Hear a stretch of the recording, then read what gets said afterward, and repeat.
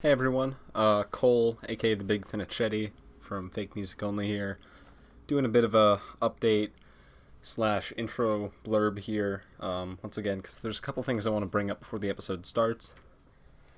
The first and most important update is that IMG, who's been a co-host on Fake Music Only since the show began, he has left the show, so he will no longer be a co-host on any future episodes. This isn't because we had some major fight or anything. There's no bad blood between us. This was a personal decision that he made. And if he ever wants to come back on, he's very welcome. But as of right now, he's taking an indefinite break from being on the show. So there's that. That being said, I'm not going to be doing this show alone from now on. That's not happening. I've set something up where there's going to be sort of a cycle of co-hosts. There's 3 different co-hosts that I now have, and at least one of them is going to be on every episode, maybe 2. Probably not all 3 because then, a 4-person podcast gets very cluttered. But, yeah, there's going to be at least one of them on each episode. And they've all actually been guests on the podcast before, so let's go through them. The first one is Monstercat. He was actually one of the first guests we ever had on. I think he was on like episode 3 or 4, something like that. The second guest is Gabe, who was just on a recent episode. He recently rebranded to Yggdrasil. I hope I'm not butchering that rebranding. But yeah, he's an artist. Used to be a ranking channel. Still ranks things occasionally. So, you'll know him. And then the third co-host is Redhawk, who's actually on this episode. So yeah, it's going to be cycling between all 3 of them. Sometimes more than one will be on an episode. So yeah, I'm not going to be doing this alone from now on, but IMG's just not going to be a part of it. So hopefully you're all fine with that. Because that is pretty significant. Totally different people making this show. But yeah, besides that, the second thing I want to talk about is regretfully the audio in this episode got sort of fucked up, and that's because for some ungodly reason my recording software decided not only to record my blue snowball mic but also my terrible computer mic, and that sucks, and part of me doesn't even want to put this episode out because of that, but at the same time I'd feel really bad if this episode didn't release because it's been pushed back forever and we all worked hard on this. So, yeah, there's going to be some static white noise, and you can sometimes hear my voice doubling up. Hopefully that's not too big of an irritation for you guys, but that's something to be, mindful of. Hopefully that'll never happen again. I'm going to make checks to make sure that doesn't happen. So, yeah, hopefully you can just put up with it for this one episode. But, yeah, I've already been going for like 3 minutes, so with all that out the way, there's nothing left I want to talk about. So hopefully you can enjoy the episode still. Adios. Good afternoon, everyone, and welcome back to the Fake Music Only podcast, the best podcast online for discussing all things EDM. I'm your host, Cole, aka the Big Finicheti, and for this episode I'm joined by my co-host, Redhawk. Oh, I'm a co-host now. Hell yeah. You've gotten upgraded. Yeah, man. Yeah, I gotta make you a podcast god now. Okay. And for today's guest, we have an up-and-coming DJ on the call with us. You know him for his remixes of tracks like Eden and Old Town Road, and his latest EP, Go Bonkers, is out on streaming services now. DJ Alexander, how you doing? I am doing great. Thank you so much for having me. No problem. It's great to finally have you on this thing after, delays and pushbacks and all that shit, but... Yeah, of course. Here we are, finally talking. And in a way, I don't even really mind the delay because we have, like, such a stacked list of music to talk about. Like... Yeah, we do. Fucking, like, Skrillex, Knife Party, big Monstercat compilation, Modestep. Like, what the hell? We talk about more Kismet as well. Oh, yeah, true. That's exciting. You know what? Yeah, DJ Alexander, I'm gonna let you pick. Which one do we want to talk about first? Where do we want to go? Let's start things off with the Monstercat 8-year anniversary. Word. Okay. Yeah, I guess I'll start with this real quick. Just to begin with this thing, the list of artists here is, like, insane. two Afixa tracks, like a Pegboard Nerds and Tokyo Machine collaboration. Like, there's a Going Quantum release on here. It's just kind of bonkers that this track list exists. But like I feel like because there's so many good artists on here, expectations get pushed really high, to the point where it's kind of impossible to live up to them.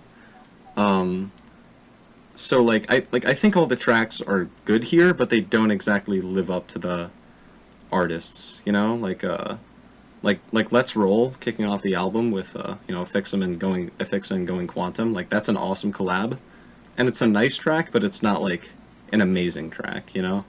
And I feel like that's kind of similar to, or like I feel like that can be translated to most of the tracks here, like the AU5 and a MIDI collaboration. Like, it's a pretty great melodic dubstep track, but it's, like that's just it. In terms of tracks that like I really liked, I liked Kababies a lot. Infected Mushroom has kind of been hit or miss for me. I didn't really like their album all that much, but I like this a lot. They're always like, they can always use guitars in a really creative way, and that shines through here too. And also Feel Alright, Justin O and Rogue. Like, I feel like that's a really good blend of their styles. Like, you got like Justin O's wall of sound with Rogue's like, future bassy type stuff. So I feel like that was a great track too. Yeah, I don't know. Redhawk, what do you think about this thing?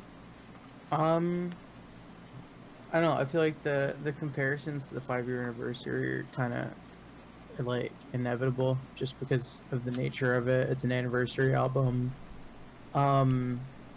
And maybe this is just a product of me not really being as much in the Monstercat scene as I was 3 years ago when that one dropped. But it didn't really feel like this album had the same sort of wonder about it that the 5-year anniversary had. Because for that one, they did like I remember it pretty vividly. They had a little trailer that had like little snippets of all 10 tracks, and like each day the reveal would be like, holy shit, Afixa's back, and it'd be like, oh my god, Stone Bank's making trance, there's 5 artists here. And it didn't really feel like this compilation had that. The closest thing to that I would say would be the Pegboard Nerds Tokyo Machine collab, and that got leaked. Like, or not leaked, but like people figured it out like a week before it happened. Did that happen? How the fuck did that happen? I don't remember exactly how it happened. I just remember, I think maybe Tokyo Machine put something about it on Twitter, and people are like, "Oh, okay, I guess this is the thing." Oh, that's kind of lame. Yeah, but I don't know. The same sense of wonder wasn't there. Like yeah, it was cool seeing World and Laszlo do something again. It was cool seeing Bad Computer back, but like, I don't know. It felt like it was just kind of like Monstercat put 8 tracks. Because another thing about the 5-year anniversary is that like the biggest names were there. Like Pegboard Nerds were there, Tristan was there, Rogue was there. Like, they got the biggest names. And this time it's like, all right, well, we got a song that's like AU5, who wasn't here for like 4 years, and Justin, who like debuted last year. Going Quantum hasn't released in like 7 years, something like that. So it felt like they just got like a bunch of random songs on there, and there's nothing wrong with that. But I also wouldn't say I particularly love any of the songs. Like, I'd say all of them except for the Fix It Going Quantum song are like at least okay for me, but none of them I'm gonna be going back to in 6 months still, I don't think. Alright. One thing I'm kind of curious about your thoughts on is Problems, because I know you really loved Matches, Redhawk. Like, does this live up to that at all, or is it just kind of... No, I mean, it's a completely different song. Like, Matches was all about the vocals, and pretty much everything was done to accentuate that, and this one's a lot more production heavy just because there is no like actual vocal set. So everything's on really the vocal chops, and that one weird like Stephen Walking like trap-ish section. I don't even know what to call it. So I haven't even really made the comparison yet. I'm gonna prefer Matches by a lot just because I think it's better for me. I don't know. Better than Substance. Yeah, that's know. true. Guess there's that. I don't know, it's a cool song. It's not what I expected from this collab at all, though. So Yeah, true. Definitely outside the box for both of them. Alex, what do you think about this whole thing? For me, I have to say Moshi's gotta be my #1 favorite because I'm a big Tokyo Machine fan. Releases so much good music, and the two fix the tracks are just not that intriguing to me because I'm not like a big drum and bass fan, and I felt like Problems could have been a bit better. Yeah, no, I'm with you on Was that. really interesting to see and to hear because it was like a really interesting track. Which one was? Which one was? Which one was a really interesting track? I'm sorry, I didn't hear you. A Sanctuary. Oh, yeah. Yeah, true, I love that one. It's like relaxing progressive house. I miss that. In fact, the Mushrooms Babies was really interesting because I like their psytrance stuff. Track to hear. The World Keepsake and Last Low collab, that one's another big favorite of mine. 3 different artists I joined together just to make this awesome like pop, and is really interesting. What else? Last but not least, Way Down from AU5. I was like shocked when I found out that this was gonna be coming with a MIDI and Kara. Now Kara's vocals was just really drag, and then just I have no words to describe how much I enjoyed that one too. Damn. The 6 were my favorites. I'm glad to hear you enjoyed this one a lot. Yeah, I feel like we're all on kind of, I don't know, different ends of the spectrum here. I kind of like it. Redhawk, I feel like you're very much in the middle, and Alex, you seem to be liking this thing a lot. I think the comparison you made to the 5-year anniversary is kind of interesting because I wasn't really around for that. But like looking back, it does seem, I guess, grander. Like with the track list with Stonebank Trance and like the Laszlo track was really unique too. Whereas this is just all the artists just kind of doing their thing. Also, I feel like again, I wasn't there, but like a 5-year anniversary compared to like an 8-year, like I feel like this one kind of came out of nowhere. Like no one was really expecting it, so there wasn't a whole lot of hype leading up to it. How long has Monstercat been releasing music for? When did they first start? 8 years. 8 years, man. 8 years ago they started this. They Yeah. started this 8 years ago. That's freaking crazy. Yeah, give or take a couple months. Yeah, no, that's freaking crazy. Yeah. I don't know. I hope Monstercat keeps doing what they're doing, keep releasing a lot of good music. I hope so too, man. Yeah, hopefully we'll be talking about the 10-year anniversary in a couple years time. I'm excited for that now. I'm just waiting on 10 years and the 10-year anniversary now. When, hopefully Going Quantum will release something there too. Yeah. Man. I feel like I'm the only one excited about that. Going Quantum is like a weird thing for me because like he manages the label, but he also just puts out stuff every once in a while. I don't know. Yeah. He did that Crab Rave remix. I like that. I haven't heard that. Yeah, it's with Muzzy. I think it was on like a Call the Wild thing, and then someone just screen capped it. Yeah, it's nothing crazy. It's fun. But yeah, for the 8-year thing, I don't know, 6 to a 7 on it. Probably closer to a 7 because nothing here's bad. I don't think. Just nothing blows me away either. Let's see. Where do we want to go from here? Alex, what's the thing that you liked most on this list in terms of like multi-track projects? The track I think it's gotta be the character EP from More Kismet. Ooh, okay, interesting. All right, let's head there then. I'll let you start with this actually. I really enjoyed the More Kismet EP a lot because he after he released Escape, it wasn't on the YouTube channel. I was like, why the heck is it not there? But then find out there's a new EP coming up, and then that's where Escape was. I'm like, oh. And then after the EP came out, I was able to like hear a few of the tracks. Were all really nice. My personal favorite is gotta be Telekinesis. Telekinesis is something very different, Kismet, and it's really interesting. One that I enjoyed. You know, Telekinesis was a fucking banger. That was Yeah, it was. That's a contender for my favorite too. Distractions was cool. Something super duper different. What's another track that was in there? Breakdown. It's the best one. Yeah, that one's really nice too. I like that one. So all in all, I have to say killer EP from More Kismet. Word. Yeah, I guess I'll pick this up. Moore is someone I've been lucky enough to like talk to on this show, like before Never Say Die even picked him up.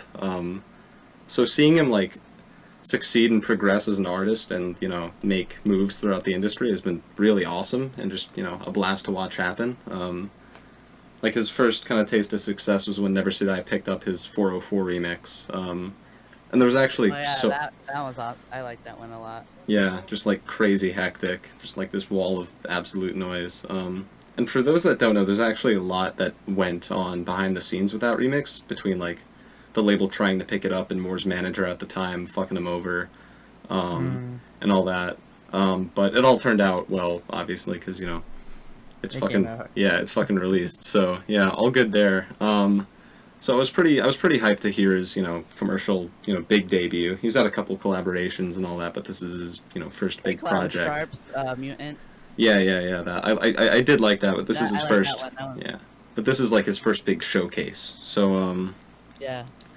Oh, like overall, I'm feeling pretty great about this thing. I like it quite a bit. I kind of spoiled my favorite earlier, Breakdown, with Holymon and Shibuya, I think. It closes the project, and like the drop is some of the craziest shit I've heard in a while. Like you have all these really good and like kind of wet sounding sounds, and they come in and out super rapidly. Throughout this whole EP, his drops feel kind of stuttery and chaotic, and I feel like this is the one that really pulls it off the best. Just because I like all the sounds here, where in some of the other drops, some of the sounds kind of feel muffled or, you know, weirdly mastered. I don't know. But yeah, Breakdown's probably my favorite. Telekinesis also, I like that. The cool thing about Telekinesis is that the drop, like, it doesn't even really use that many 808s, or if they do, like, they're not really that hard hitting. But the drop is still super brutal, which is cool for a hybrid trap song. And Distractions is also, you know, I think that slaps. Like the hyper distorted vocals and all that. Like they fill the space really nicely. They've got these cool 808 slides that I'm just a total fucking sucker for. Not not every track I love. I think Escape and Sugar Rush are good, but I'm not, you know, blown away or anything. But I forgot to mention Sugar Rush. I like that one too. I totally forgot to mention that one.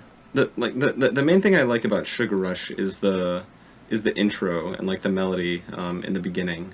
Once it gets on the drop, I think it's a bit too messy. You know, hard to keep track. Although the second drop is a bit more focused, 'cause it's got all like it's more just directly focused on the bass noises there. Yeah, like this EP, I think it's a great showcase of more sound. And I can't wait to see like what he does in the scene next. I can't wait to see like when he starts playing shows like Lost Lands and all that. I think that could happen 2020. But imagine if More Kismet was at Tomorrowland or at Ultra. That would be lit.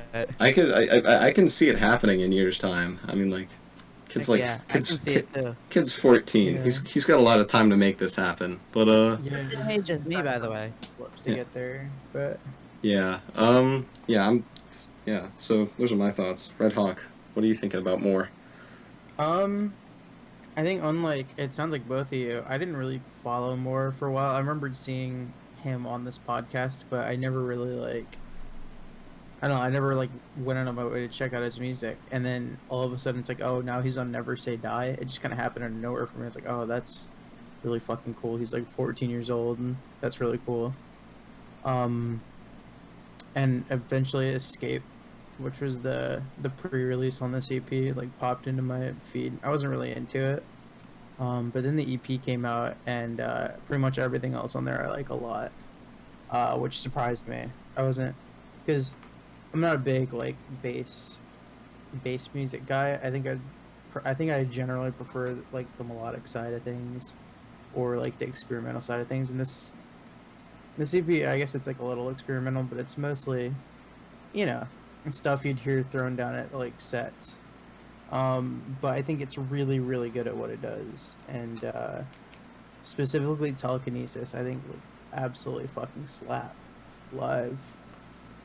It's just got that like room filling sound, which I'm always a fan of. Breakdown's really good as well. I have four of these 5 songs on my playlist. I think that means this is probably my favorite like multi-song project we're talking about today. Holy shit, 4 made it on? Yeah. I'd have to go back and like, I don't know, maybe 1 or 2 of them won't like hold up, but I liked pretty much this whole project. I was very pleasantly surprised by it. Fuck, that's awesome. That's 3 thumbs up for more. Hopefully, maybe we'll have him back on to talk about this thing at some point. I don't know. I'll try and figure that out. But yeah, good shit there. So considering how positive that review was, I'm gonna say let's make a jump and talk about Joytime 3.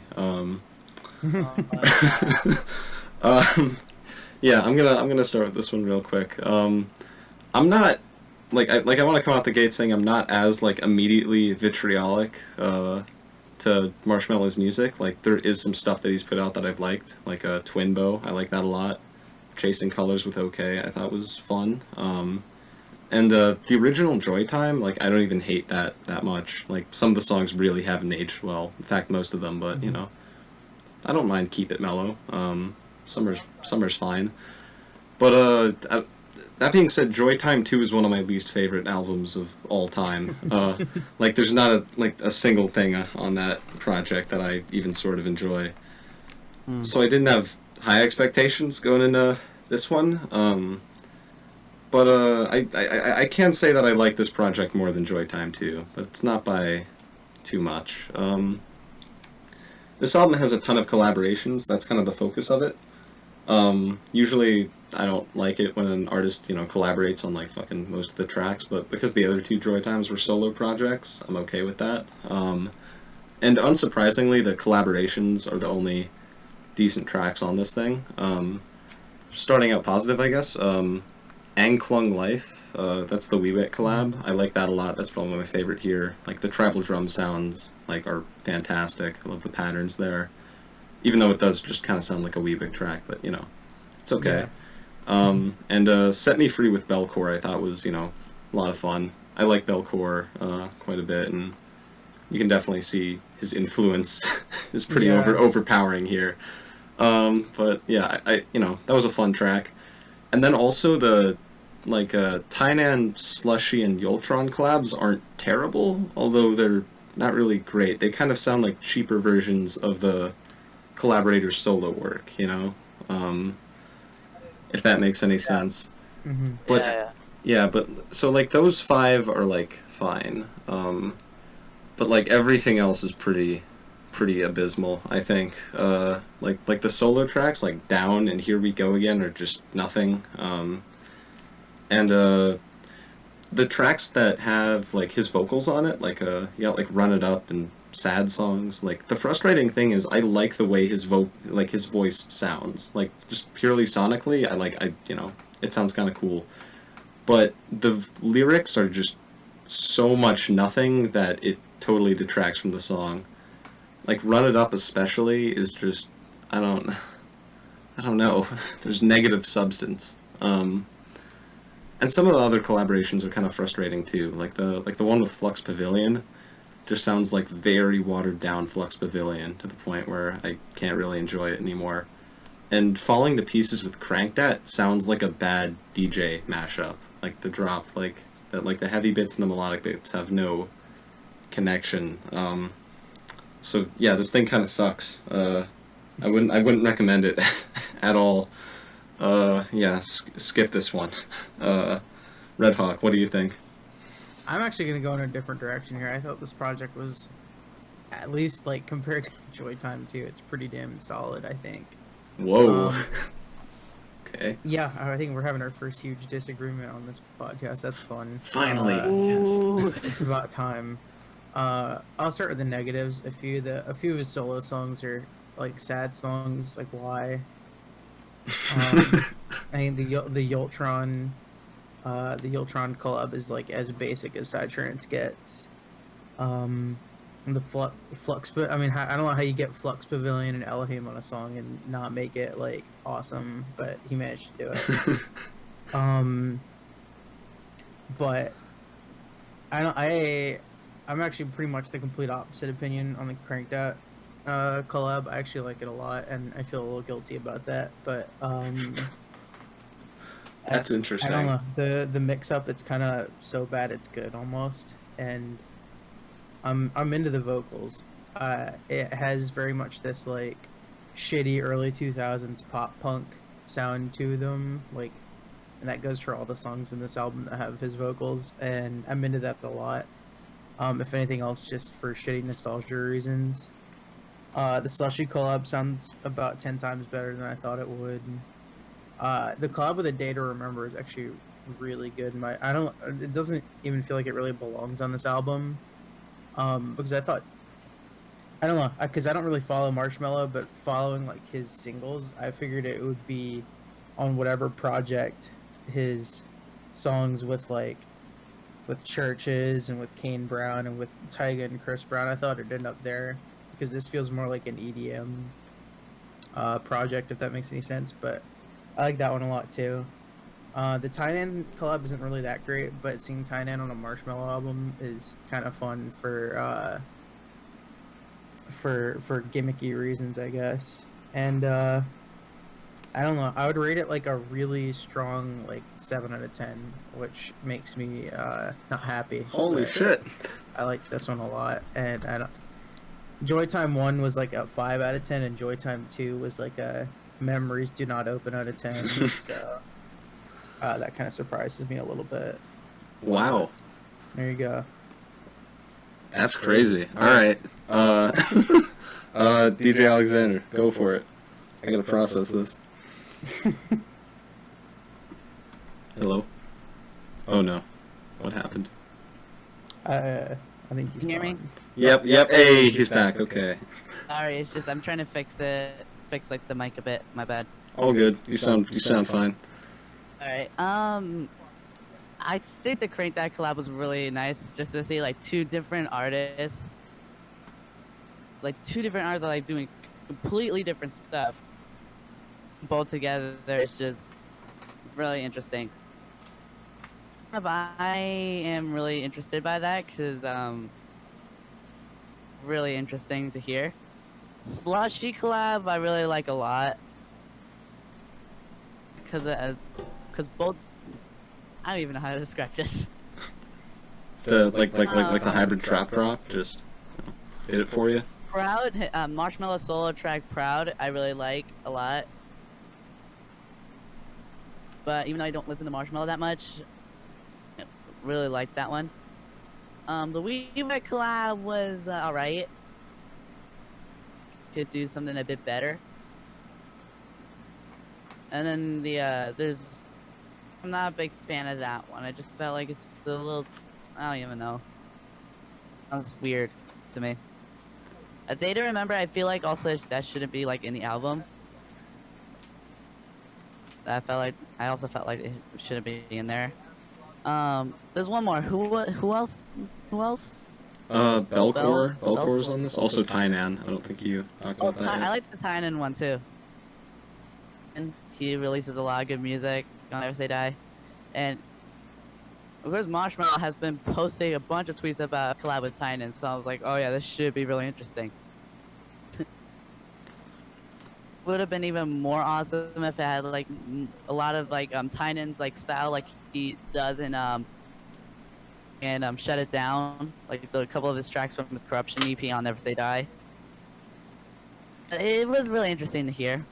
The Belcore collab, though, I didn't like that one that much because it was like it wasn't that to me. I feel like Belcore did more of the work than Marshmello in that track. The other solos are just I don't listen to those at all. I just felt like they didn't sound. To them. That's really interesting. But I give this one a 5 out of 10. We're all on like totally different. Redhawk, you like legit enjoy this thing. I'm like never again, and Yeah, I don't. Alex, you're just in the middle. I'm not proud of it. Yeah, I'm just in the middle. I can't believe I'm the only one that dislikes the Crank That collaboration here. That's crazy to me. 'Cause that's probably my least favorite on this thing. But like, I don't know. It like if it works, it When I works. heard you say that in my mind, I'm like, what? Yeah. Like for me, it's just like it just feels like a mashup because the drop sections like they feel so disconnected from each other. But like I guess that's where the appeal comes from for you guys. So I don't know. God damn, polarizing album from Marshmello. Who'd have thunk it? But Guys, wanna talk about the Knife Party of Lost Souls EP next? ooh, I'm down. I'm down. I'll start. Go for it. I love this one a lot because I stopped listening to Night Party after they released their album, like I think it was like it was abandoned Oh, Ship, Abandoned Ship. Yeah, Abandoned Ship. Yeah, I stopped listening to Night Party after they released that, and then as soon as I heard that you were gonna put this one in, I knew for sure I had to hear this. Wait. So did you hear their Trigger Warning EP back in 2015, or? Yes, I think I heard that one. That one was really. That's how I started listening to Night Party, was from that EP, and then that's when I heard their Haunted House EP, their track Centipede, Elrad. They got classics. They do got classics, like tracks that I enjoy listening to a lot, and seeing them going back to their electro style and like the first three, like the number 1, 3, and 4 were really interesting. Their first track I really like a lot, and I'm thinking of featuring it in my on my 50th episode. I'm definitely featuring that one. Oh, no Saint. No Saint. A lot. Yeah.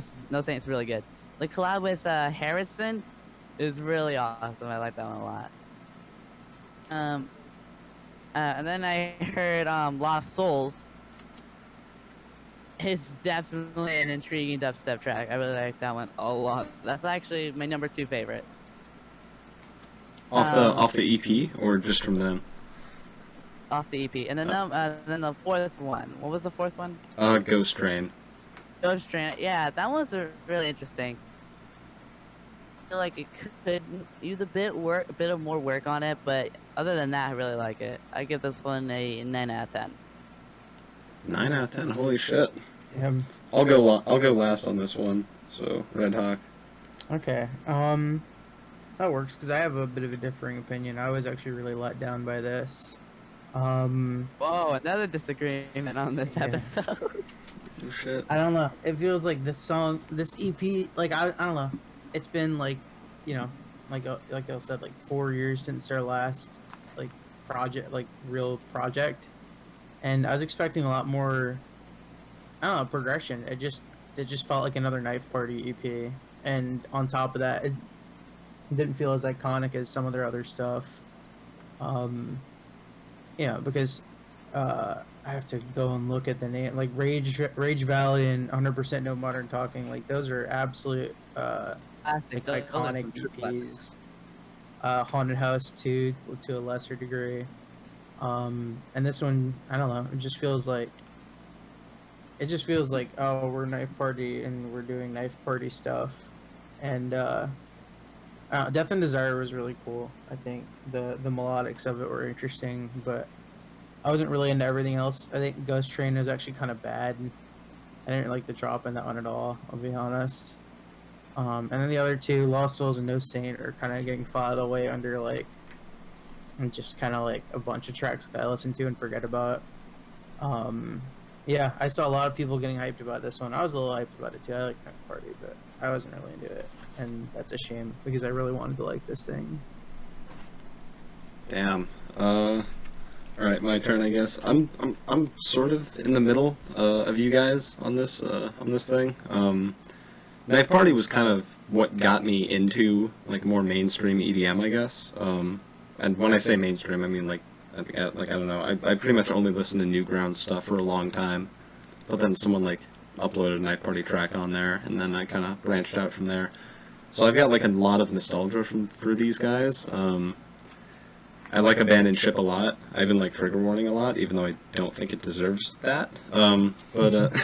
Yeah, but I don't know. Like, I always get hyped for these guys when they release something, partially because of how scarce the releases are. But I try to keep my expectations in check, and I'm kind of glad I did that here, because, I don't know. Like this thing's kind of a mixed bag. No Saint, I don't really have any feelings about. It's really disappointing because if you look up a Knife Party live set, like pretty much any of them from the past 3 or 4 years, then they open with No Saint, and it has this super long intro with like a robot voice saying No Saint like super slowly until it picks up and goes into the build-up. And that's awesome, and for some reason they just chop that bit off, and that just makes the track way more boring. And Lost Souls I feel like would have been really funny if it came out in 2016, because I'm pretty sure this is a parody of modern dubstep, with just the like the way the drop sounds, like it's very Virtual Riot preset-y, OTT on everything sort of shit. And the intro is legitimately funny, but like I don't know, like the drop does bang. It's just I don't really see the need to listen to it over any other dubstep tracks coming out. The last half of the EP I actually did like. Death and Desire I think is pretty universally everyone's favorite off this thing, or most people's favorite. Reminds me of like Begin Again off Abandoned Ship. I wish Rob Swire did the vocals on this, I really do, but Harrison did a good job, so you know I'm not angry. And then Ghost Train I thought was cool. I'm a huge house head, so seeing this like weird minimal bass house tune with like that awesome lead come out of Knife Party, like that was interesting. I can see why people think it's too empty, because it probably is too empty, but you know, I enjoy it. But yeah, this isn't really worth 4 years of waiting. Like like I don't know, this is just not that. Like it kind of feels like this should have been released the year after Trigger Warning in 2016, especially with Lost Souls being on here, but I don't know. Here it is in 2019. It's aight. Yeah. Hopefully the Pendulum album is going to be something more memorable if that thing ever sees the light of day. Yeah, I'm gonna be upset if it's not. Yeah. Come on, Pendulum. No, I'm gonna stay hopeful for that. That's gonna be fun. That's gonna be good. It's gotta be good. It's gotta be good. Yeah. I'm about ready to jump into a bunch of singles. If you guys want to do that. Runaway from Ekali. Runaway from Ekali. Ooh. All right. We're starting with that. Okay. Yeah. I guess I'll start real quick. Ekali is a pretty strong artist for me. He's one of the more consistent, trap producers. For me. And this track is pretty good. I like the rapping done by Rio Cragun or Cragun. I don't know. It's not really a style I would have liked a year ago, but it's kind of grown on me recently. And I like the drop because it's not vastly different from the rest of the track, and that makes for a really coherent and consistent song. Also, the guitar melody that comes in at the end is pretty cool. Yeah, so it's not like too complex or ambitious, but it's pretty solid. Goes for a moody vibe and pulls it off well. So, yeah, I'd recommend it. Alex, go. It's really interesting because I've never heard of Ekali before, so this was a first for me hearing Ekali. That's cool, actually. Ekali at all, so this was the first time hearing him. And after hearing this track, I think it was like a nice hip hop vibe for me. Hip hop vibe from it. I just think the track's just like really nice in general. I really enjoyed it. Fair. I don't have that much to say about this one. That is totally fair. Redhawk, what about you? This is one of those tracks for me that like you can listen to everything before the butt, or you can listen to everything after the butt. This is a Okay. really good track. Rio Cragun's awesome as always. The production's cool. That like little vocal melody that he does, like saying "Runaway," is like catchy as all hell. Outro is really cool, but Mm-hmm. I don't know if I'm gonna like ever choose to listen to this thing because Rio Cragun's other, or not his other song, he's obviously got more than this, but his song with Flume, Friends, is like a song I listen to like very often, and I can't imagine me listening to this over Friends. Because they're very similar. They have very similar production, and they both have Rio Cragun vocals. So I haven't made that comparison until now, but yeah. Shit, that's a little mean, but it is kind of like slightly worse Friends. But yeah, that's yeah. I feel bad about it, but that's how it is for me.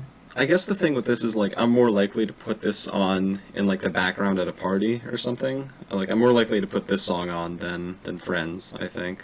Okay. Because Friends is a bit more dramatic, I guess. I don't know if it's really going for like a hip hop sort of thing, that track. Mm-hmm. So I guess they're going for slightly different things, but yeah, that's definitely a valid comparison.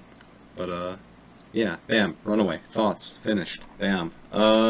Next, Heddy's Zoom. I want to do next. All right, you can start with this if you want.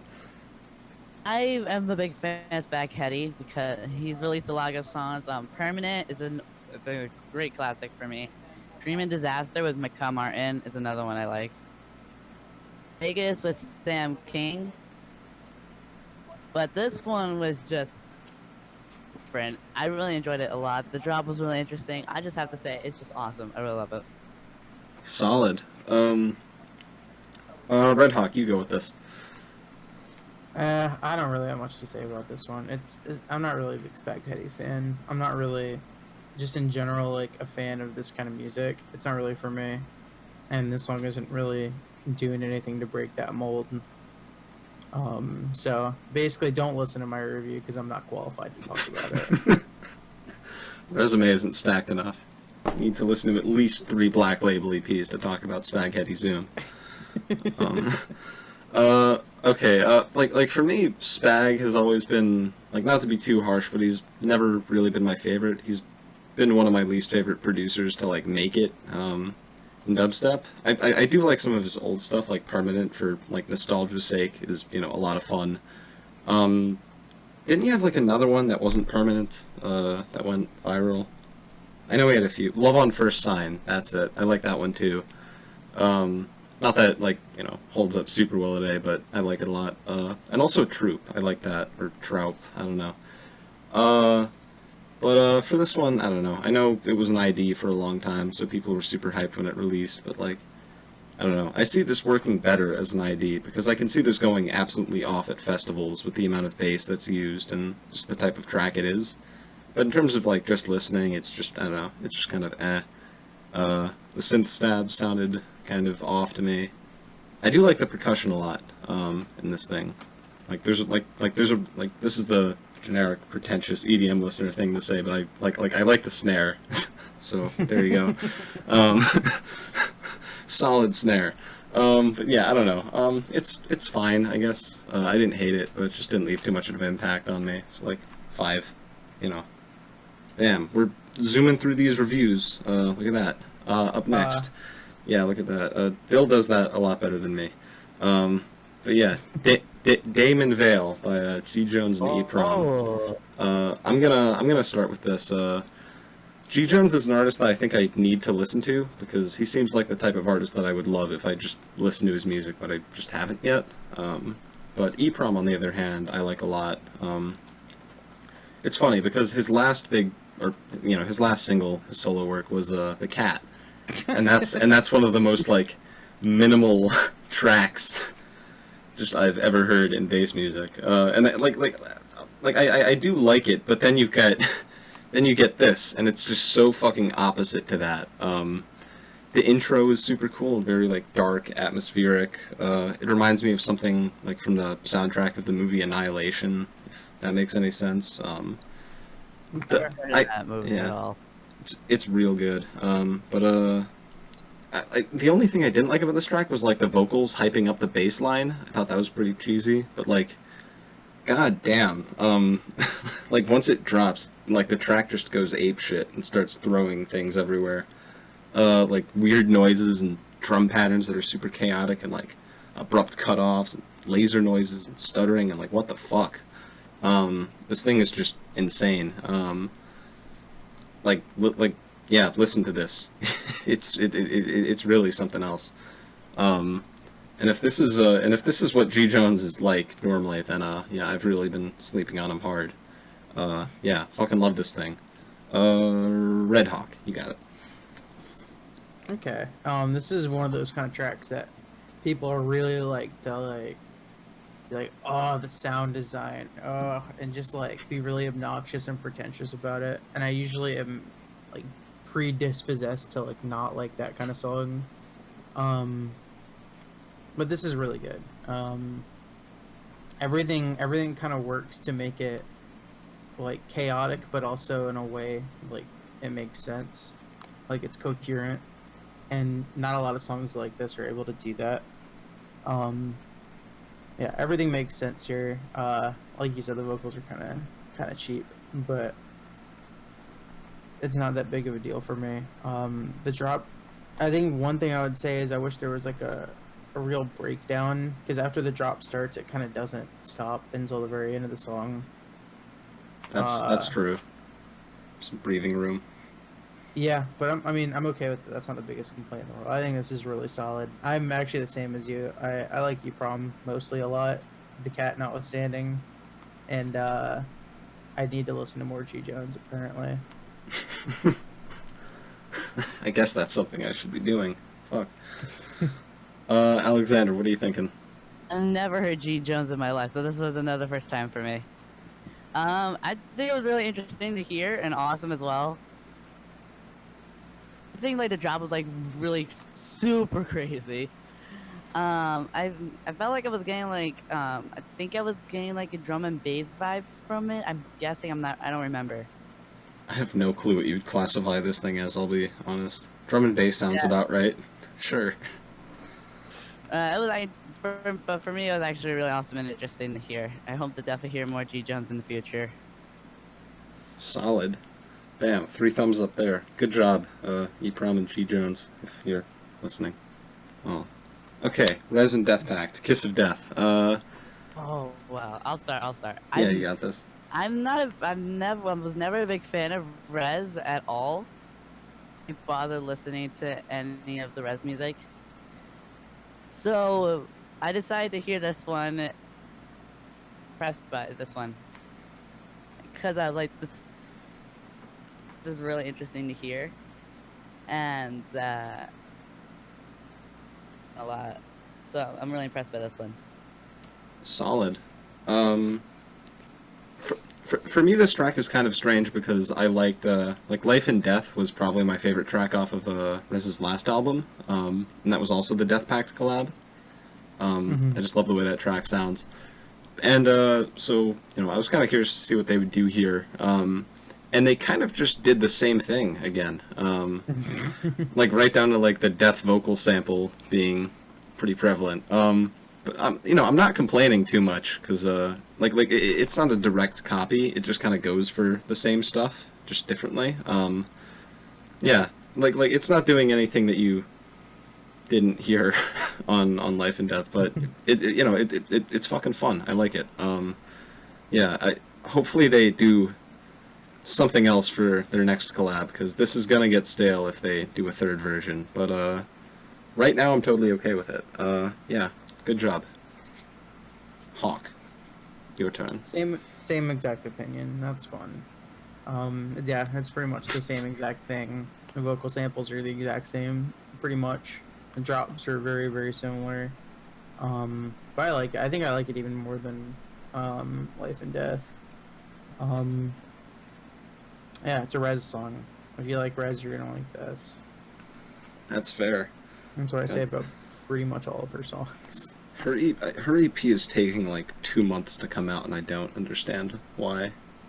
Like the first single off of it dropped literally like 2.5 months ago or something. It was nuts. Mm-hmm. But anyway, getting off that tangent. Madeon, I want to talk Dream. about the Dawn EP from Modestep Uh, real quick. we have one single left, and then let's jump Uh, directly to Modestep, because like all we have to do is talk about Dream, Dream, Dream, and then we're done with singles. So yeah, yeah. Let's zoom through this, I guess. I like Madeon a lot. I didn't check out his Adventure album until recently, but when I did listen to it, I liked it quite a lot. All My Friends was his big comeback track. I thought it was okay. Nothing mind-blowing, but it was fun. So I was hoping for something a bit more out of this one, and it's safe to say that I like this one quite a bit more. It's very just euphoric and blissful. Not too many things that are like amazing to me on their own, but just as a whole, this song comes together and it's just very, very nice to listen to. We need more happy music, so yeah, can't wait for his album. There you go. Redhawk. I don't know. I'm kind of mixed on this one. I'm gonna really withhold all judgment on this one until Good Faith, the album, like actually proper comes out, because it sounds like this is like an outro or something, like an album outro or something, and I think the context of how it sounds in the album is gonna really determine everything. Because as a song itself, like it's cool, but it doesn't really make me feel anything. I think clearly that's what it's going for. The vocals are cool. They kind of sound like something off of like an old Kanye West project or something, which I'm gonna always be down for. But the instrumentals don't really do that much for me. But again, that's in the context of this being a single. So the grade is like a TBA out of 10 for me. Huh. That's interesting. Waiting for album context. Yeah, I didn't think that this sounded like an outro until he pointed that out, but yeah, it really does. Anyway, yeah, Alex, you got this. I was not a big fan of this one. I felt like there was so much going on for me. I felt like, I mean, the track was okay, but I'm not like a big Madeon fan. Madeon fan. I can't talk to Madeon fan. So it was. I mean, the track was okay. It was just a meh for me. I'll give it a 5 out of 10. I'm right down the middle for this one. All right, fair enough. And now we're on Modestep. Bam! Look at that. Alex, you seem excited about this one, so I'll let you take the wheel. I really liked it. Yeah, thank you. I really like this one a lot. For me, I was surprised to find that Modestep was making to Disciple. I was really excited about this one. Interesting. The first 3 were cool, and then when it came to the last one, Oh, like wait, sorry, like what did you say about the last one, the garage track? it wasn't that interesting. Yeah, that's fair. The other 3 were just really nice. The vocals from Josh are just like track together. And Blood, it just like brings the whole track together. Psycho I really like a lot. That's gonna be my #1 favorite from the EP. The beginning is like the intro is really nice. I like that one. I like that a lot, as well as the drop. And then of course Blood, that one I really like too. Last thing I want to say is just Dawn EP first 3 are cool. That's all I have to say about this one. Solid. I don't have too much to say about this one. I've liked Modestep historically, both their old stuff and their new. It's kind of hit or miss, but I like most of what they put out. And I like the Echoes EP quite a bit. But this one just doesn't feel as good to me. Like the Echoes EP felt like this is solid body of work that we want to put out. This feels more like Disciple signed us for like a 2 EP deal, and we got to put out a second EP. Because like like you like the first 3 tracks. For me, I don't know. Like they're all right. They're not bad necessarily. I'm just waiting on Disciple Alliance Volume 5. I'm Yeah, still waiting for that. you know, I can't wait for that. But Yeah, they have no schedule for releasing that stuff, so we'll see. Um, but yeah, I like the beginning. That's probably my favorite bass music track on here. Like mainly because of the long intro that I think they handled very well. And Without You's probably my favorite track here, just because I like seeing. I don't know why, but dubstep producers are just good at making future garage. That's the same here. You know, the vocals and the stuff that they do with the bass, like it's very wobbly in the beginning. Yeah, just it's just a solid track. I don't know. Overall, this thing didn't leave too much of an impression on me, so you know, it's fine. 5 out of 10 for me. Yeah, Redhawk. What you got? Yeah, I'm not really into this one either. It feels really disappointing for Modestep because like, you know, A, Echoes was a really good EP. B, they've done some really cool shit in the past. Like London Road's probably one of my favorite EDM albums. I don't want to say ever, but like, it's definitely like top half, if that makes any sense. And there's like a lot of ambitious stuff that they've done before, and this like really nothing about this EP feels ambitious at all. It feels like they played it safe with pretty much every track. Even the garage track felt like, oh, okay, it's just a garage track. The long intro in the beginning is the highlight to me. It's all downhill from there, which sounds really bad when I put it that way, but that's how I feel about it. Not really into it. I expect more from Modestep, and you're right. It does really just feel like they had to put out a second one there. Like, fuck it. Here's 3 dubstep songs and a garage song. Let's call it a day. Oh well. For me,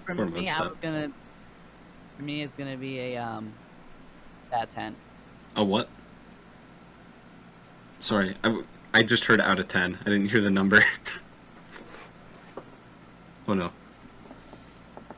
Alright, I have to do something real quick. 8 out of 10. Oh, solid. All right. Okay. I didn't like that EP. I didn't like that EP too much, and you liked it. So now I want to talk about something that I like, the Kraysh EP. I fucking love this thing. So I'm gonna start. I've heard a lot about Kraysh, but I haven't heard much of him. I liked his Part 1 remix when he did that.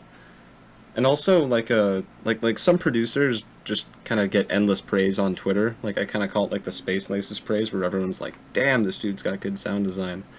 And I've, like, seen a lot of that surrounding Kraysh, where they're like, you get, like, you know, keep an eye out for this guy. So finally checking this out has been nice, because, like, fuck, this is really short, but it's also really good. The title track is kind of amazing. I really love what he did with the vocals. Like, everything sounds great. It sounds, like, emotional and it's, like, still very much a bass music track, and it pulls off an emotional vibe very well. The second track is an intermission on, like, a 3-track EP, which is really weird, but it's super nice and relaxing. And, Devium closes off this thing, and it's, like, dark as hell, but it's not really obnoxious. It's just interesting to listen to. So yeah, I'm like really digging this thing. This is one of my favorite EPs that I've heard in a while. Well, not in a while, but it's one of my favorites that I've heard this year, I think. So yeah, going off that, Redhawk, what you got? This EP kind of tears me, like, in 2 different directions. On the one hand, I think all 3 songs in a vacuum are good. You know, Void is almost this sort of like it sounds like this would have been on Flume's most recent mixtape, and that's a good sound for me. It's got, you know, glitches all over the place. It's got cool stuff done with the vocals. The intermission is just long enough to be enjoyable, as its own song. So, like, I don't know, mixed on that. And then Devium is really good for, like, what it is, which is, it sounds like a 13 song, basically. And, I don't know, 13's probably, like, the only person in the mid-tempo bass scene that I enjoy most of the songs from. So that one's good. I just don't really understand what this EP is. Like, I don't know why this couldn't have been just 2 singles and then, I don't know, save the intermission for later. Because it doesn't really, there's anything connecting this at all. Maybe I'm missing something, but it felt like here's something and here's an intermission and then here's another thing. And I don't know, because of that, I'm not really a huge fan of the EP, but the songs are okay, if that makes any sense. Fuck yeah. That's fair. Yeah, very fair. Alex, what'd you make of this? For me, I felt like this was a really interesting one, even though I've never heard Kraysh at all. I have to say that this EP was something really different for me to hear. I heard the last one gave me a whole bunch of different vibes from it. The like the last track? Yeah. Yeah, But true. yeah, I think this one was really interesting to hear. I don't have that much to say about this one. Alright. Fair enough. Yeah, okay. I guess maybe I'm holding this thing on a bit of a pedestal. I don't know. But yeah, I'd still recommend it. Yeah, that only leaves us with one EP left, and then we'll get to your stuff, Alex. You've earned your plug after this. Congrats. But Okay. yeah. After fucking years and years and years, we finally have a new multi-track project, a solo multi-track project from Skrillex. And it's kind of weird. Show tracks EP, because like the aesthetic of this thing is very much just, these are tracks that I played out at my show a lot. Here you go. You have these now. And you know, it's very rough. But at the same time, I don't even care, because I kind of have a weird point of view with this thing, because I've been like waiting for Ping Pong to come out, which is a Fuji opener. It's been an ID since I like 2014, I think. And went through like all these names. People call it like Bali Step and then Ping Pong, and now like finally it's here. So like, I don't know, like I wasn't even really listening to anything new with this EP. I was just listening to good quality versions of tracks that I've heard like leaks and rips of a million times before. But you know what? That's super satisfying to me. I never thought that we'd get Fuji opener, and here it is. But from my super fucking biased point of view, I think Fuji opener's awesome. I love it when Skrillex messes with like drums, I guess, like in general. I know that's super I know that's super vague, but like he has this weird like if you listen to like Again Witta, then like, you know, stuff like this. There's other examples that I don't know. I just can't put my finger on. But yeah, no, like he does really well with tribal drums, I guess, and that shines through here with the, you know, drop that's basically just bass and then the percussion noises. I like the tempo of the track. I like how it's fast paced, but then slows down in the first drop. And then the second drop, it's like a bit more generic, I guess, but it's like a solo banger from Skrillex, so I'm cool with it. And also like the tempo and the, you know, like the frequency of the percussion makes it a lot more fun to listen to than if it were just like a, you know, kick snare pattern. Yeah, and one other thing about this track, I know it says featuring Alvin Risk, but it only says that because Skrillex used like a vocal chop that Alvin made. Like the vocal chop in the beginning, I think Alvin made that and then Skrillex put it in the track. So this is basically a solo Skrillex track, and he just credited Alvin for some reason. And then Mumbai Power has been an ID for like less time, I think around a year, but still a while, so it's awesome to hear that. I like how the main synth bounces off the high-pitched vocal chops. Beam gives a pretty decent performance, although I could take it or leave it. So yeah, I don't know, it's hard for me to judge this thing based off of the track quality. I'm just fucking happy we have these things. Just, yeah. Yeah, that's it for me. Like, 8 out of 10, I guess. Yeah. Redhawk, you got it. I mean, yeah, you hit the nail on the head. This is just, it's 2 IDs that Skrillex plays at his shows a lot. And, so, I don't know. I went in with no expectations of judging it as an EP, because it's 2 festival tracks. And, For what they are, I think they're both great. Fuji Opener is really solid. Skrillex Dubstep, which is always going to be good. And I fucking love Moon by Power. I'm really into it. It's very vibey. So yeah, Skrillex just put 2 new songs into my playlist. Basically, is the end result of this. So I'm down. Word. Alex. For me, I'm gonna say that I'm gonna just say, wow, I like this EP a lot. It's been a while since I've been hearing Skrillex lately. I stopped listening to Skrillex after Would You Ever. I haven't heard a lot of Skrillex music in a while, so hearing this EP was really interesting. Both of these tracks was just really awesome. I really enjoyed both of them. I'm gonna give this a 10 out of 10. Holy shit. Whoa. You give it a money store out of 10? That's awesome. Yeah. the thing is, I can't even, like, blame you or call that really silly or anything, because, like, these are 2 really good tracks. Like, I don't really see anything wrong with either of them. Yeah, that's fair. But, yeah, with that, we've talked about everything on the list, so that's fucking solid. Now, DJ Alexander, you earned your plug. We get to talk about some of your tracks now. So where do you think we should start? Which one do you want to hear opinions on first?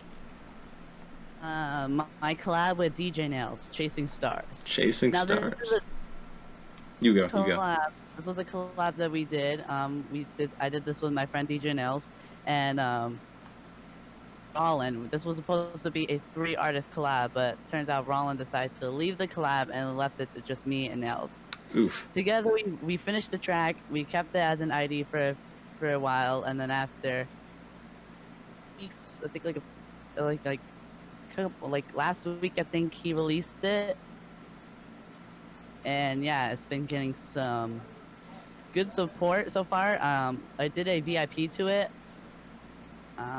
We still haven't found the exact release date for that yet. Nice. I'm looking forward to that. I guess actually, Redhawk, you can start with this one.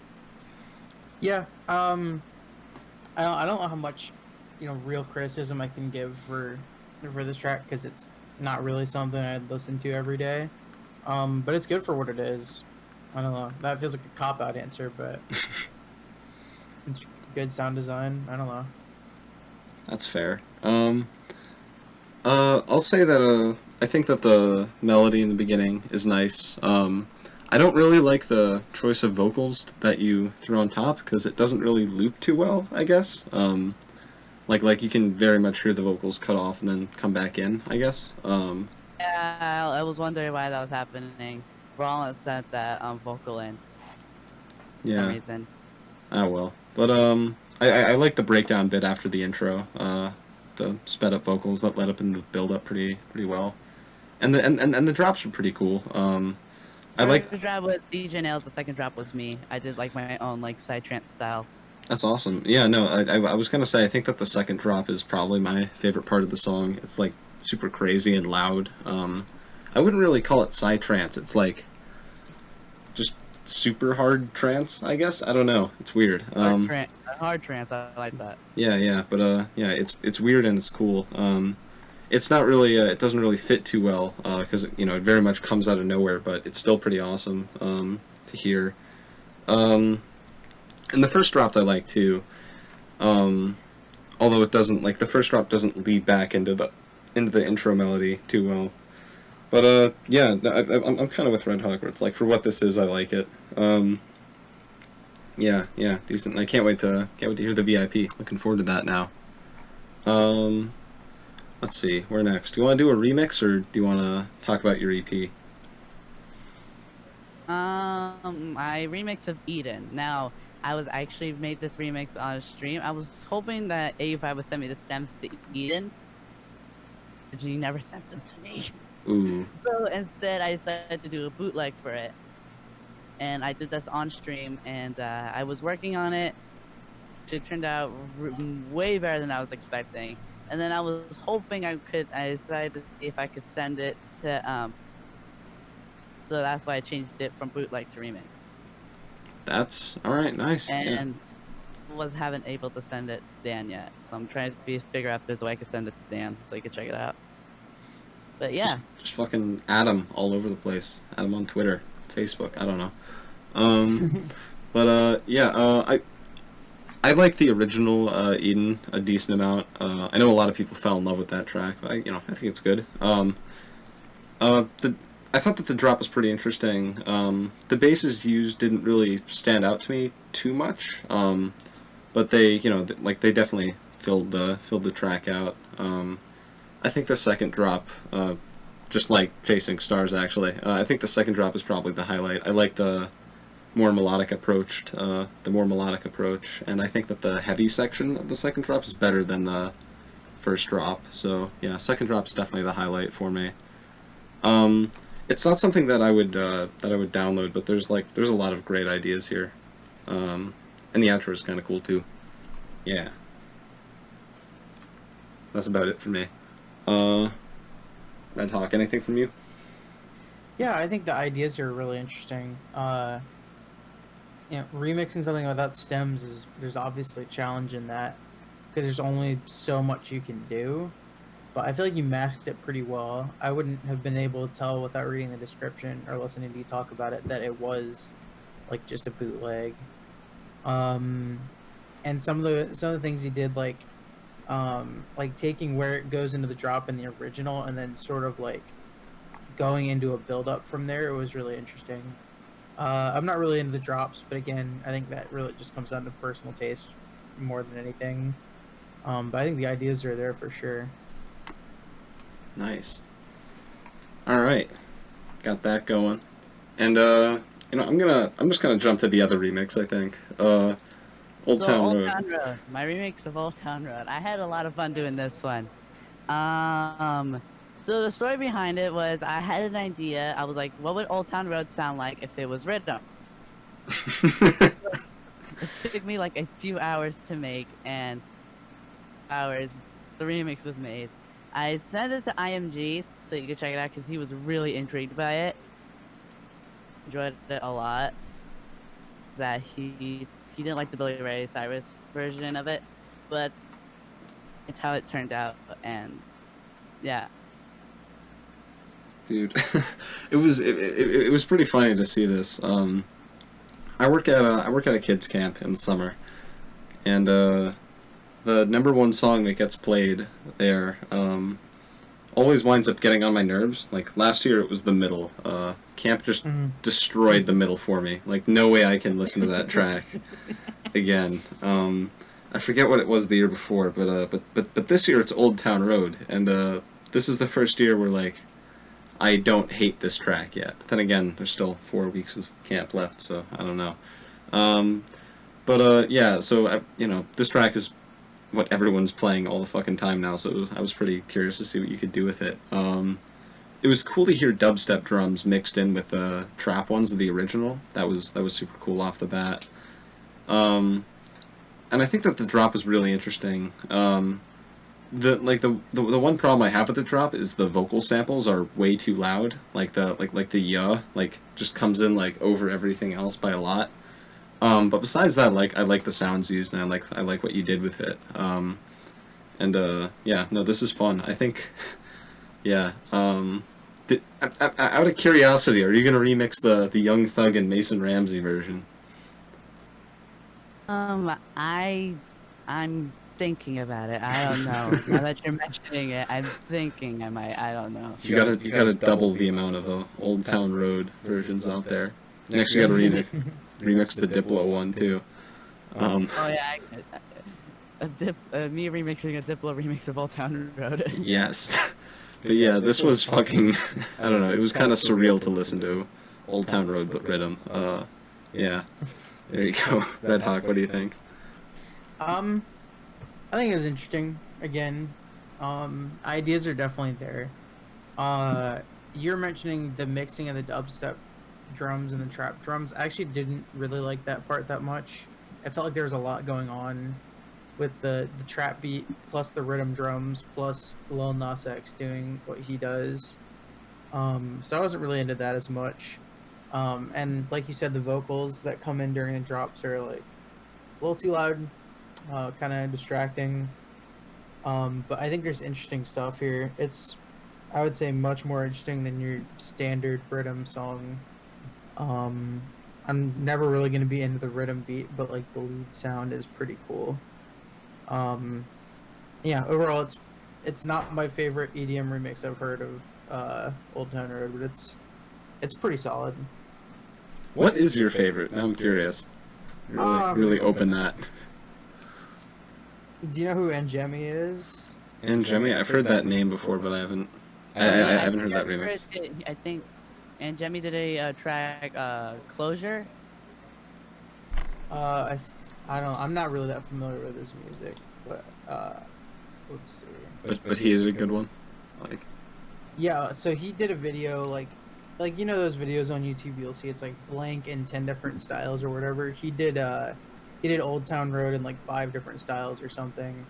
And one of them was like a G house style, like how like Alok makes or whatever. oh, that's cool. Alok, however you say that. And he ended up making a full version of it. And it was kind of a slapper. Sick. I gotta, yeah, link me that once this is over. I'm curious now. I'm gonna check that out now. All right. Last thing on the list, Go Bonkers, or was it Mosh Pit? Mosh Pit was a track that I did a few months ago, or like several months ago. Is after I released it, 30 Phonics did like their feedback session on Twitch, on the Disciple Twitch. I sent it to them and they actually really enjoyed it. So it was great to see that they loved the track. Then I sent it to Jana, who is this like, she's another artist out there. Player One was a new a duo I'm friends with on. And I sent the track to them. They really enjoyed it, and it's been getting a lot of great feedback. And then now I'm actually working on the VIP mix for it, which will be coming up in my brand new Intertwined album. Ooh. A couple of collabs I did with DJ Nails, as well as some different stuff. I'm gonna be making some Mubatin, some hardstyle, dance. So I'm gonna be doing a lot of different stuff, making some rhythm as well for the album. So yeah, I'm really excited for that. Nice. I'm gonna hopefully see if I can get that on Spotify soon as well. So more info for the album soon. But yeah. Fuck yeah. Redhawk, you can lead with this one. Okay, I think this is my favorite of the bunch. I think that's because it's the only one that's like not dubstep, but I could absolutely see this getting played at shows. I don't even know what to call the sound I'm trying to talk. It sounds like a Metroidus sound. I'm not really into that part as much, but the like the main drops, I guess, like that sort of like metallic sound is really cool. I'm down for it a lot. I'm debating whether to put it in my playlist. I'll give it like a day or so and I'll make a decision, but it's pretty good. Nice. For me, I actually wound up just listening to the whole EP because I saw it was on Apple Music and I just went through. Starting with Mosh Pit, I guess. I like the Sullivan King sample off the bat. That was cool. That's how I made like the basis for the drop. That's how I did it. Oh, really? You made that out of the Sullivan King vocals? And then the second drop, I tried to get inspiration from Alpha Rocket Jack's bass by like pitching up like the basses each time. Inspiration for the second drop. How that one turned out. That's actually really cool. Yeah, I like the drop in Mosh Pit quite a bit. I think it's probably the best mixed thing. Like it's really well mixed. The way the track cuts off completely in the middle is kind of strange, but like the drums that come back in and the melody there are pretty awesome. So that kind of redeems it. I made like the melody along with the orchestra parts I got from the Seven Skies and Kashmir sample. There's some orchestra drums that came with it. and I decided to use a few of those for the melody, for the breakdown. The melody I made myself. Yeah, no, The melodies and melody sounds melody. great. Yeah, melody sounds great, and the drums go along really well with it. Like, sounds super grand and everything. One thing I will say is I don't really like the last minute of the track. I wasn't I really, think I put that way. I think I made that way too long. yeah. That that's a part that if I listen to this again, I'll probably definitely skip it. That's the one part I really don't like. But yeah, besides that, I think this track is solid. And then Go Bonkers, just like the title track. I don't know if you have anything to say about it. That one was a track that I was also on stream. I was like trying something different. A friend of mine actually helped me get Ableton for it to try it out, and he helped with a bit of Dimension helped me actually with a bit of the track. The rest of it I did myself. Wow. It felt like this track could have been a bit better, but Yeah, I don't think it's as good as Mosh Pit. But hearing that, for me, I felt like it wasn't as. I still like it. I like the sounds going on the drop, the the squishy sounds. I thought that was cool, and I also like the build up to the double drop. Too. The Psytrance drop. I just put too many build-ups on there.